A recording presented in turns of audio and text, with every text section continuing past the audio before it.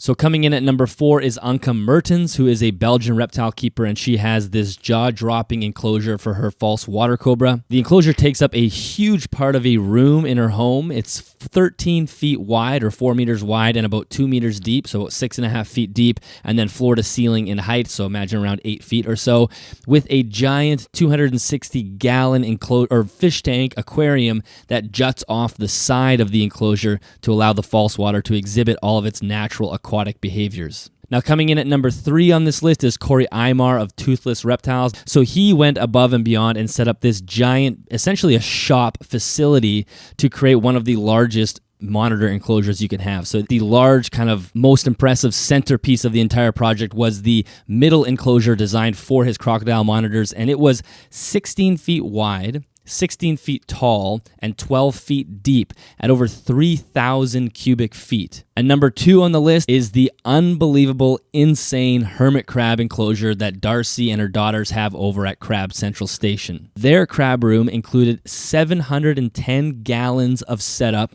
that wrapped around 25 feet in total, so it actually just made sort of a C shape inside their spare room.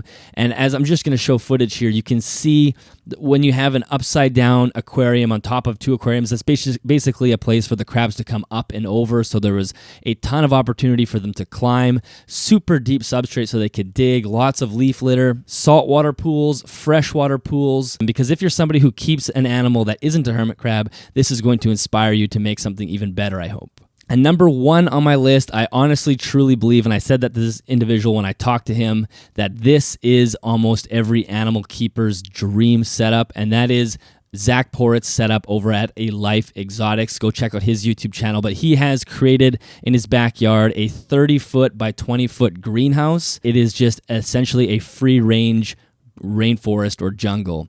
He has a bunch of tropical plants, a massive predator fish pond with peacock bass and stingray and arowana. He has ventilation systems and misting systems and temperature control, and obviously all that's what you would need to have a tropical rainforest in the middle of Utah, especially in the winter. But he also has a bunch of free roaming reptiles and amphibians. So he has some dart frogs and some different species of tree frog, a tree skink, a few species of Tachyndromus, which is a Japanese grass lizard. And he also has a very large, and which will actually end up being much larger, Amazon puffing snake, all free roam, all able to sort of act out as much of a natural life as they can with a huge amount of ample space. And it is probably one of my favorite reptile and amphibian, actually is my favorite reptile and amphibian related project, because it is as if you're walking into those natural habitats. And